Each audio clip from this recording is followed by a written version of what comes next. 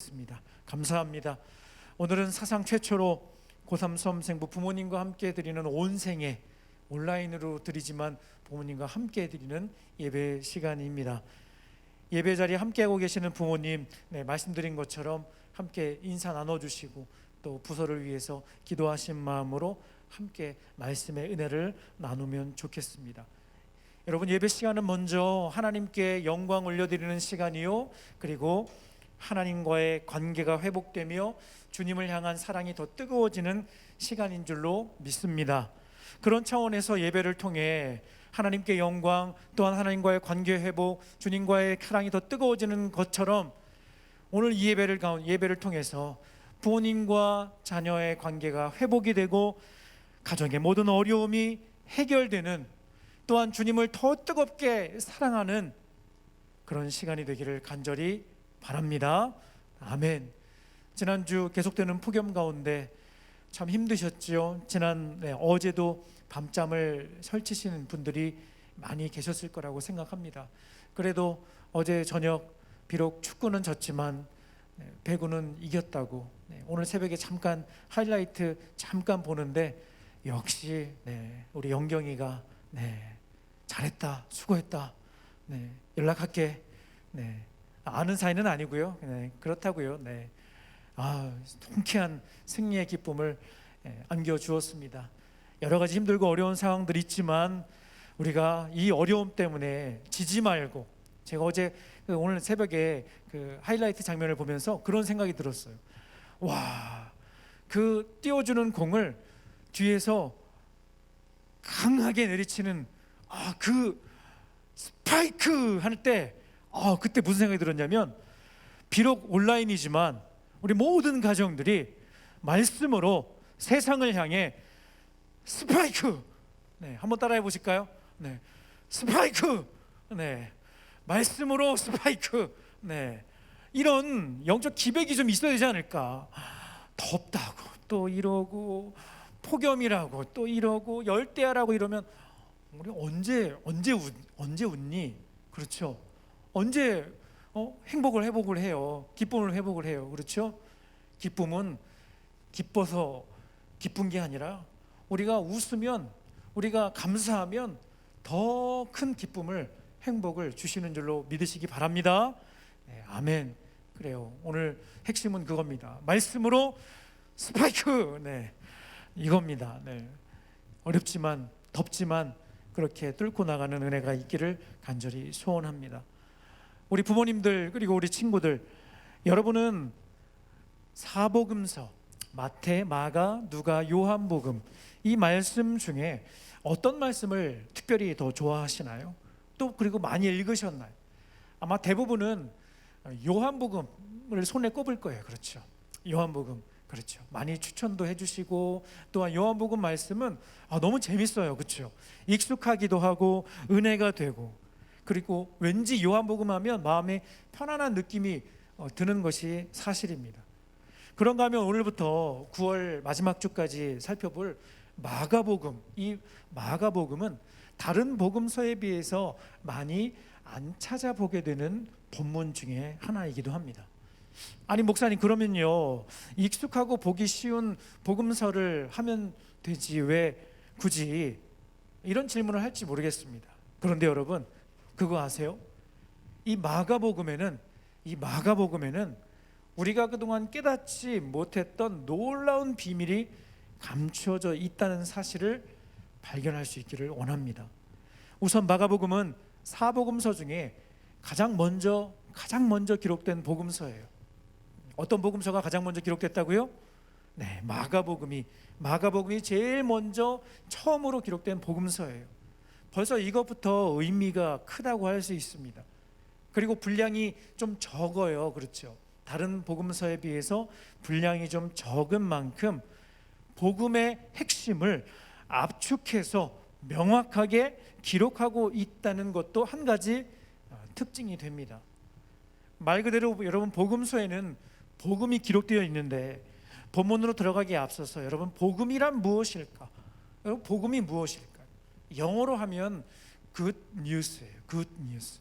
복음은 good news예요. 여러분에게 그 뉴스는 무엇인가요? 수험생인 여러분에게 무엇이 복음일까 생각해 보니 혹시 이런 내용은 아닐까 하는 생각을 해보았습니다. 자, 여러분 잘 들으세요. 여러분이 가고 싶은 대학 제한 없이 입학할 수 있도록 하겠습니다. 그러니 여러분의 소중한 시간을 더 이상 학원이나 독서실에서 버리지 말고 여러분이 진짜 하고 싶은 것을 위해 사용하시기 바랍니다. 여러분, 이게 좋은 소식 아니에요? 좀 말도 안 되는 소리 하냐고. 그렇죠. 비록 이것이 당장은 실현 불가능한 일이라고 하더라도요, 분명 그 뉴스는 맞아요. 그렇죠? 좋은 소식이에요. 그런가 하면 1년 반 넘게 여러분 이 코로나 시국 가운데 복음은 무엇인가? 여러분, 처음 코로나가 생겼을 때 제발 백신 만들어 주세요. 제발 치료제만 나오면 이 모든 문제가 해결되고 집단 면역 생기고 빠른 시일 내에 일상을 되찾고 하면서 보복 소비니 뭐 해외 여행 예약이니, 여러분 불과 한 달 전까지만 해도 막 그런 우리가 희망을 막 가졌어요. 그렇죠? 그런데 한 달이 지난 지금 다시 문을 닫고 우리가 생각한 것보다 더 심각해지는 그런 현실을 맞닥뜨리게 됩니다. 여러분 어때요? 누가 뭘 잘못했고 잘했고를 떠나서요, 제가 말하고자 하는 핵심은 무엇인가 하면 이 세상에 있는 것에는 진정한 복음이 없다는 거예요. 그렇다면 무엇이 진짜 복음이고 우리가 듣고 마음에 새겨야 할 복음의 메시지인가? 오늘 말씀을 통해 함께 살펴보았으면 좋겠습니다. 저를 한번 따라해 보겠습니다. 복음의 시작 예수 그리스도. 네, 감사합니다. 복음의 시작 예수 그리스도. 오늘 마가복음 서론을 시작으로 매 주일마다 예배를 통해 복음으로 무장하여 어떤 어려움도 넉넉히 승리할 수 있는 저와 여러분 되기를 간절히 바라는 것입니다. 여러분, 성경학자들은요, 이 마가복음이 기록된 마가복음의 기록이 완성된 연대를 주후 65년에서 70년경으로 추측을 해요. 여러분, 역사에 대해서 관심 많은 친구들은 알 텐데 그 무렵에 무슨 사건이 있었는지 알고 있지요. 바로 로마의 대화재 사건이 일어납니다. 그것이 64년경이었습니다. 당시 로마를 통치하던 네로 황제가 이 사건의 원인을 누구에게 다 돌리죠? 그렇죠, 맞아요. 기독교인들에게 이 모든 책임을 다 전가하고 이들에게 다 우팡 다 뒤집어 씌운 거예요. 그렇죠. 그리고 나서 이어지는 일은 극심한 박해와 핍박이 시작이 됩니다. 교회사의 아버지라고 불리는 유세비우스는 네로의 이런 극단적인 광기 때문에 그의 어머니, 아내뿐만 아니라 수천 명의 사람들을 그냥 한 칼에 하루아침에 다 죽였다고 역사는 말하고 있습니다. 또한 그가 사악한 계획을 세우고, 여러분 지난주 서울처럼 기독교인들을 박멸하기 위한 작업을 본격적으로 시작했다고 역사는 우리에게 가르쳐주고 있어요. 로마 시대의 역사가이며 정치가였던 타기투스라는 사람이 있어요. 그의 연대기에 다음과 같은 기록이 남아 있습니다. 제가 한번 읽어드릴 테니까 아마 내용은 많이 들어봤을 거예요. 한번 잘 들어보세요. 그리스도인은 짐승의 가죽으로 싸서 개들에 의해 찢기우기도 하고 십자가에 못 박혔다 혹은 화형이 되어 해진 후 밤을 밝히는 일에 이용되기도 하였다. 네로는 그 광경을 위해 자신의 정원들을 개방하고 자신의 기수에 복장을 하고 사람들과 어울리거나 아니면 마차를 몰고 다녔고, 그동안에는 서커스 쇼가 공연되었다. 그러므로 가혹하고 본보기 전인 형벌을 받기에 마땅한 범죄자들이라 할지라도 사람들 사이에 동정심이 생긴 것은 사실상 그 일이 공중의 선을 위해서 행해지는 것이 아니라 한 인간의 광적인 잔악성을 충족시키기 위해 그들이 죽어가고 있는 것으로 보였기 때문이다. 여러분, 기독교인들에 대한 박해는 한두 해로 끝나지 않았습니다. 그것은 생각보다 굉장히 긴 기간 동안 이루어졌어요. 언제까지? 주후 313년 콘스탄틴 대제가 기독교를 공식적으로 승인하기 전까지. 이 가운데 그리스도인들은 당연히 사회적인 약자일 수밖에 없었고, 신앙을 지키기 위해서는 자신의 목숨을 내놓는 그런 일들도 수없이 많이 일어나는 것을 우리는 확인할 수 있습니다. 우리가 성경을 읽을 때 그 말씀이 어떤 배경에서 기록이 되었는지 이해하는 것은 은혜 받는 데 도움이 될 거예요. 특별히 이 복음서의 말씀을 대할 때 방금 이야기한 것처럼 단순히 복음서 제자들이 예수님은 동정녀 마리아에게서 나셨고 공생의 사역 기간 동안 많은 사람들을 고치셨으며 안타깝게도 십자가에서 죽으시고 부활하셨습니다 하는 이런 차원 정도로 말씀을 기록한 게 아니라는 거예요. 여러분, 목숨 걸고 신앙생활을 할 수밖에 없었던 그때 유대인들이 그토록 기다리던 정치적 메시아가 아니라 하나님의 아들 예수 그리스도가 진정한 메시아가 되시며 우리를 죄와 사망에서 건져내실 구원자라는 이 기쁜 소식을 복음서에 담아냈다는 거예요. 세상엔 이해할 수 없는 일들이 많이 일어나요. 그렇죠? 어떻게 죽었다고 생각했던 로건이 살아왔을까? 신기하지 않아? 그런 드라마는 재밌다 막 이러고 보는데, 말씀을 듣고 말씀을 읽을 때는 그런 기대감이 별로 없는 것 같아요. 그렇죠? 너무 잘 알고 있다고 생각하기 때문에. 그런데 사실 우리가 가만히 생각해 보면 성경에는 우리가 아는 것보다 알지 못하는 이야기들이 더 많이 있다는 것, 여러분이 꼭 기억했으면 좋겠습니다. 오늘 본문 마가복음도 마찬가지예요. 오늘 마가복음을 기록한 이 마가가 그 역할을 감당을 했어요. 여러분, 마가는 어떤 사람인지 알고 계시겠죠? 그렇죠? 마가는 어떤 사람이에요? 마가는 어떤 사람이죠? 의외로 마가를 예수님의 12제자 중에 한 사람이라고 생각하는 친구들이 은근히 있어요. 돌발 질문, 마가가 예수님 제자야 아니야? Yes, no. 그러면 맞아요, 그런 것 같아요. 이렇게 대답하는 친구가 여기에는 없다. 없다. 그렇죠. 마가는 예수님의 12제자가 아니에요. 그렇죠. 여러분, 헷갈릴 때마다 이 노래를 부르면 돼요. 어떤 노래? 여러분이 어린이 주일학교 때 그렇게 많이 강조하며 반복하여 가르쳐 드렸던 노래. 베드로, 안드레, 야고보, 요한, 빌립, 바돌로메, 도마, 마테. 이 노래만 부르면 마가가 12제자가 아니라는 것 금방 20초 안에 확인할 수가 있다는 사실. 여러분, 그래도 성경을 조금 읽은 친구는 마가 하면 떠오르는 뭔가가 하나가 있을 거예요. 마가 하면 떠오르는 마가의 세 글자, 마가의 땡땡땡. 그렇죠. 네. 어느 가정이죠? 대답한 가정? 네, 축복합니다. 마가의 다락방. 맞아요. 들어봤죠? 그렇죠? 마가하면 떠오르는 한 장소가 있는데 마가의 다락방이에요. 사도행전 1장에 보면 예수님의 12제자들과 따르는 무리들을 포함하여 무려 120명, 120명이 마가의 다락방에 모였다고 기록을 하고 있어요. 여러분, 다른 공간도 아니고 다락방에 120명이 모였다는 것, 방금 얘기한 것처럼 여러분, 우리가 성경을 생각보다 모르는 부분이 많다는 사실. 다락방에 120명이 모일 정도의 집이었으면 여러분, 보통 집일까? 반지하일까? 펜트하우스 이상일까? 초호화 저택일까? 뭘 고르라는 거야? 다락방, 여러분 다락방 알죠? 다락방.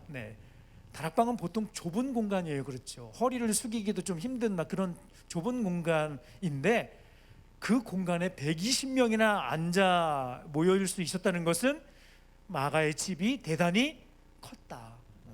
그래서 추측하는 것은 성경에 써 있는 건 아니에요. 마가의 집이 한 300평 됐다, 이런 내용은 없는데 사람들이 그 집에 이렇게 많이 모였어?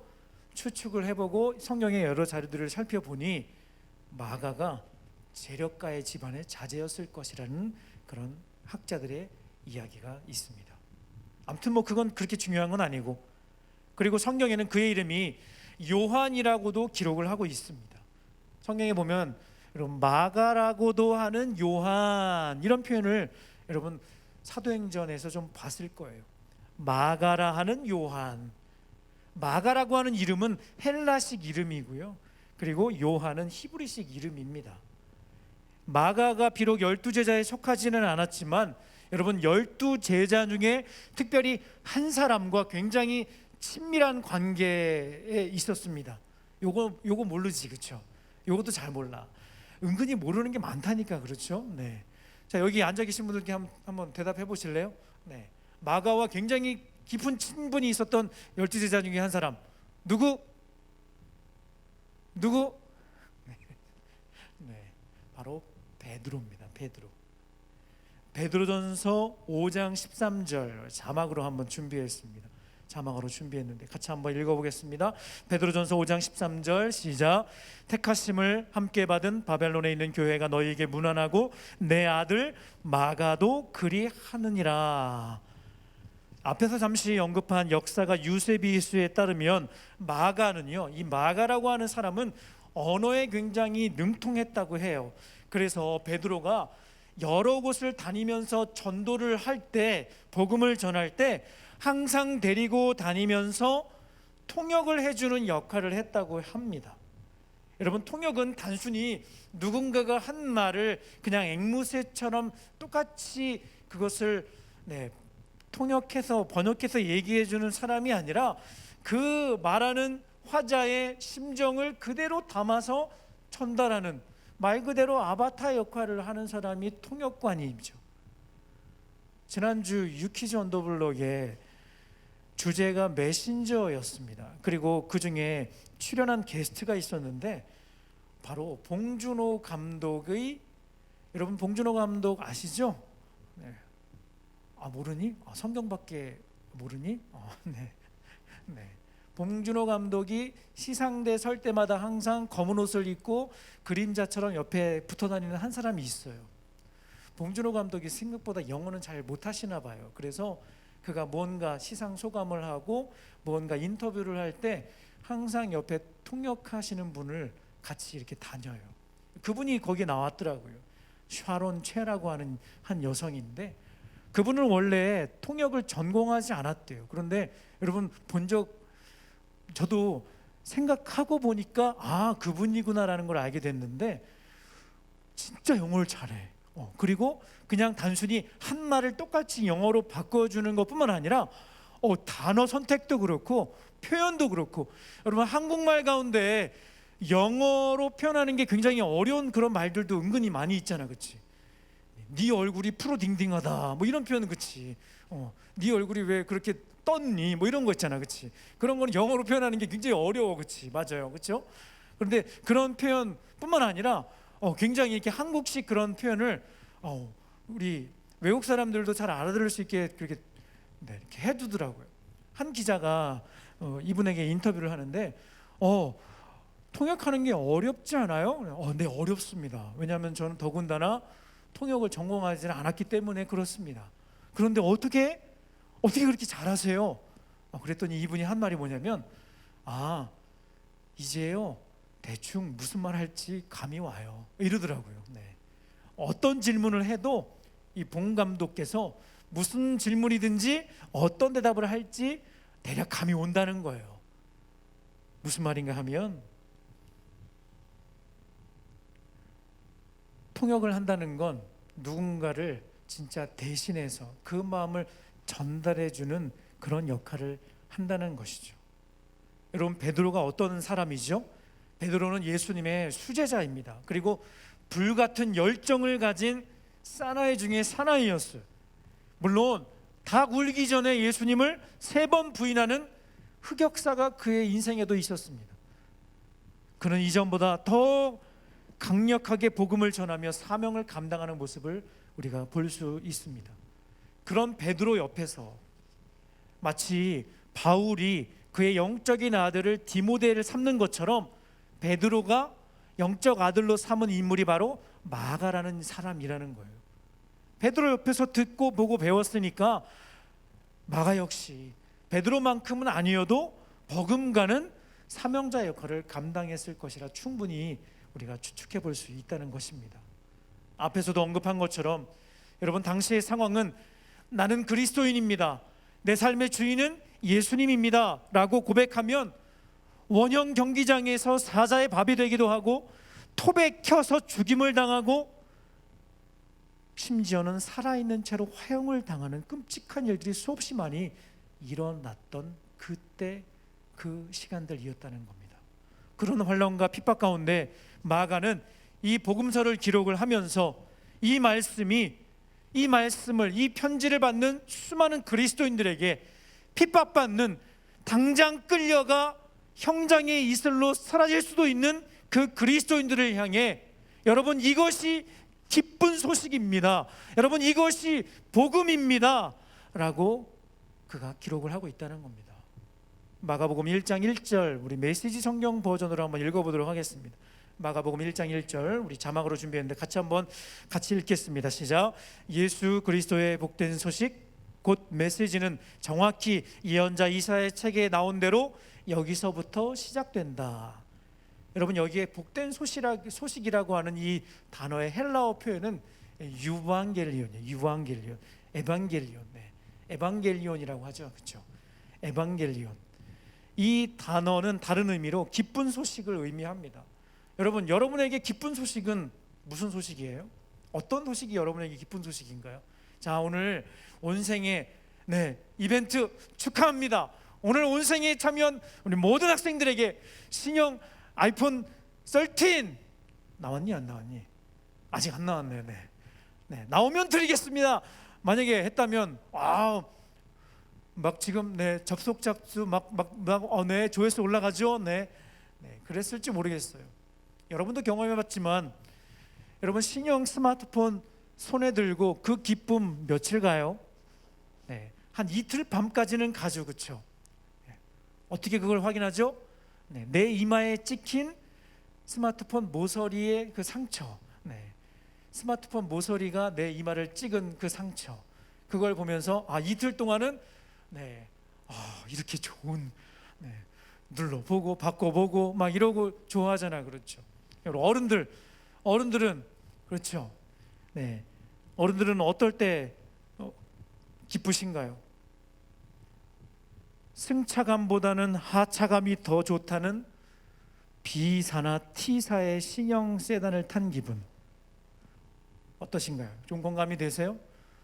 너무 멀리 있나요? H사도 괜찮습니다. 여러분, 외제차는 승차감보다는 하차감에 타는 거라고 하더라고요. 무슨 말인지 이해돼요? 외제차는 승차감보다 하차감에 타는 거래요. 딱 그 썬팅된 창문 딱 올리고 딱 내리면 지난주에 나온 건데 뭐 이러는 거. 진짜 하차감, 그 하차감 때문에 탄다고 하죠. 무슨 말인지 이해돼요? 여러분, 스마트폰 사서 1년 내내 기뻐하거나 손에서 놓지 못하는 분, 새 차가 너무 좋아서 삼시세끼 그 좁은 차 안에서 식사하고 그곳에서 시간을 보내시는 분 계시면 저에게 제보해 주세요. 제가 만나드리겠습니다. 상태가 심각한 겁니다. 여러분, 우리에게 영원한 기쁨, 만족을 줄 수 있는 것은 이 세상엔 단 하나도 없습니다. 모두 유한한 것들 뿐입니다. 그러나 어제나 오늘이나 영원토록 동일하신 예수 그리스도가 하나님의 아들이시며 우리의 구원자가 되신다는 이 소식이야말로 참된 복음이고 영원한 기쁨의 소식이 되는 줄로 믿으시기 바랍니다. 오늘 우리가 함께 읽은 본문은 이사야 선지자의 글에 기록된 대로 광야에 외치는 자의 소리, 즉 세례 요한을 통해 진정한 메시아를 우리에게 마가가 소개해주고 있습니다.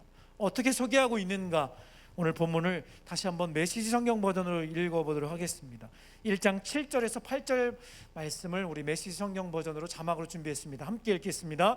요한은 이렇게 전했다. 진짜는 이제부터다. 이 드라마의 주인공은 너희의 삶을 바꾸어 놓으실 것이다. 그분께 비하면 나는 잔심부름꾼에 지나지 않는다. 나는 너희의 옛 삶을 바꾸어 천국의 삶을 준비시키려고 이 강에서 세례를 주고 있다. 그러나 그분의 세례, 성령의 거룩한 세례는 너희를 완전히 바꾸어 놓을 것이다.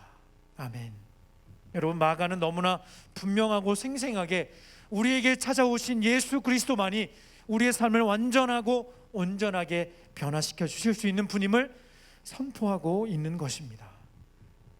말씀을 정리하겠습니다. 여러분, 어느덧 8월의 첫날이 되었습니다. 저도 돌아보면 여러분하고 별 차이 없다고 했죠, 그렇죠? 그래서 더 마음이 절절한 느낌이 들어요. 저는 지금까지 짧은 저의 인생을 살면서 고3 때가 시간이 제일 빨리 갔던 것 같아요. 그리고 이제 슬슬 불안함이 뭔지 피부로 느꼈던 때가 이맘때였던 것으로 저는 기억을 합니다. 여러분은 어떠세요? 늘 이야기하지만 여러분 평생에 지금이야말로 여러분 예수님을 제대로 만날 수 있는 기회라고 저는 생각하고요. 하나님이 여러분과 함께 하시며 여러분을 붙들어주고 계신 분이심을 여러분 실체로 고백할 수 있는 절호의 찬스라고 생각합니다. 우리 부모님들은 어떠신가요? 코로나 때문에 힘드시지요? 사방이 다 막힌 것 같으시지요? 되는 일이 생각보다 없으시지요? 이때가 바로 우리를 위해 우리가 아까 찬양한 것처럼 이 땅에 오시고 죽으시고 부활하신 그 생명의 주님이 내 삶의 진정한 구원자라는 사실, 내 삶의 유일한 소망이라는 사실이라는 것을 확인할 수 있는 절호의 기회가 된다는 사실입니다. 여러분, 이 기회를 놓치지 마세요. 제가 이해가 안 되는 건 한 가지가 있어요. 여러분이 공부하는 시간은 그렇게 아까워하면서 심지어는 수련회도 안 오고 교회도 안 올 정도로 그 한 시간 그 30분 시간 쪼개서 공부하는 건 아깝다고 생각하면서 왜 교회에 오는 것, 예배 드리는 그 시간은 여러분이 왜 소중하게 생각하지 못하는지 모르겠어요. 물론 대부분의 친구들은 잘하고 있어요. 그런데 오늘도 제가 예배 올라오기 전에 현재 유튜브에 몇 명 지금 함께 예배 드리고 있나 한번 봤는데 문자 드렸는데 부모님께도 문자 드리고 여러분들에게도 그렇게 강조하고 부모님들께도 선생님들께도 말씀드렸는데 여전히 예배 자리를 사수하지 못하는 본방사수는 그렇게 잘하면서 꼭 드라마나 예능을 말하는 게 아니에요. 인강은 시간마다 잘 맞춰 들으면서 예배 시간은 왜 못 지키는가? 여러분 뭐라고 하는 게 아니라 더 정신 바짝 차리고 더 집중해야 된다는 거예요. 그리고 이때가 바로 그 놀라운 은혜를, 그 놀라운 사랑을 깨달을 수 있는 기회, 찬스로 삼으시기를 바란다는 것입니다. 여러분의 종교 생활을 위한 예수님이 아니라 우리의 눈물과 슬픔을 아시는 주님, 여러분의 그 상처난 마음을 어루만져 주시는 그 살아계신 하나님과 더 깊은 교제를 나누는 여러분의 삶이 되기를 간절히 바랍니다. 주님만이 내 능력이시며 주님만이 나의 구원이시네. 그 어느 누구도 나를 향한 주님의 사랑을 끊을 수 없습니다. 우리의 진실한 믿음의 고백 되기를 바랍니다. 함께 이 시간 찬양하고요, 우리 같이 이 시간 오늘 부모님들과 우리 자녀들이 함께 찬양하고 기도하는 시간 갖도록 하겠습니다. 함께 찬양합니다.